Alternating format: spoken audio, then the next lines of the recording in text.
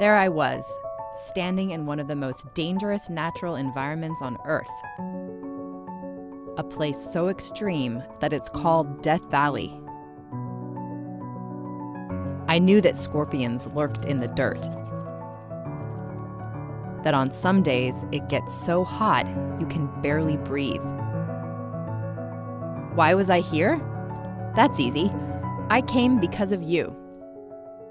I was here to research this month's narrative nonfiction feature, Lost in Death Valley.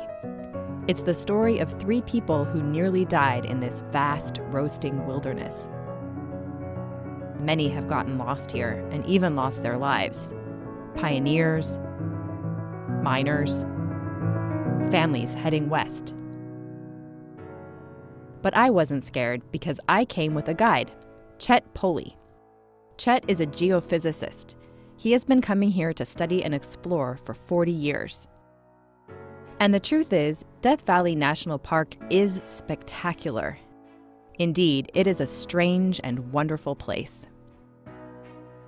The first thing you have to know about Death Valley is that it's not a valley. Well, part of it is, this part, which stretches more than 140 miles. But Death Valley also includes sweeping mountains, deep craters, rugged canyons, salt flats, sand dunes, ghost towns, and so much more. Death Valley is the hottest place on Earth. Winters are short and cool, but from May to September, the park boils. And yet, in spite of Death Valley's name, life manages to survive here. Rattlesnakes slither through the dirt. Coyotes prowl the hillsides. In the spring, rare rain showers produce bright wildflowers, though they live for only a few days before they wither and choke in the bone-dry dirt. To write this story, I did a tremendous amount of research. I read these books, I watched documentaries and read articles.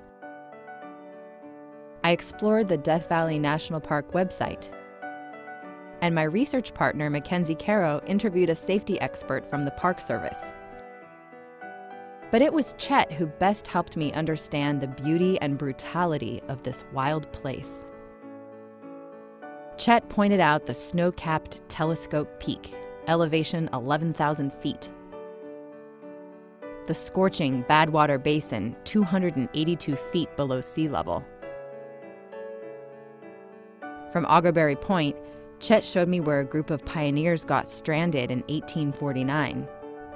I later learned that these were the people who gave Death Valley its name. On the other side of the park, Chet and I stood in the middle of what is called a wash, a dangerous place where flash floods careen down from the mountains at lightning speeds, with enough force to topple cars. There wasn't a cloud in the sky, but I was still a little bit afraid. I often felt I was standing on the surface of another planet. During our trip, I kept a notebook with all my thoughts and impressions. I brainstormed words and phrases that described each place Chet took me. These notes would help me later when I sat down to write. As you read, look for descriptive passages. What do they add to the story?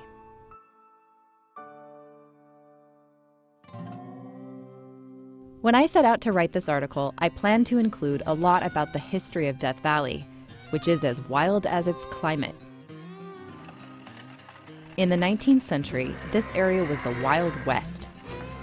Many prospectors combed the mountains hoping to strike it rich.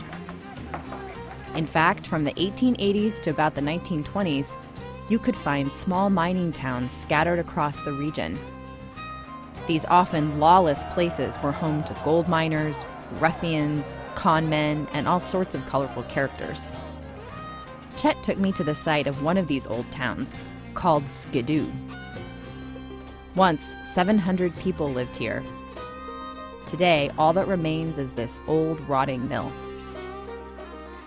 I learned so much in my research, and it was all so fascinating. But I had to make some difficult decisions about what to include and what to leave out. I didn't want to bog you down with details and distract you from the central ideas in my story. As you read, think about what information I did include and what it adds to the article. Did I make good decisions? Today, about 1 million people make the trip to Death Valley every year. It was easy for me to understand why. Despite its harsh conditions, Death Valley is extraordinarily beautiful. It clings to its wildness. It utterly captures our imagination and inspires great wonder.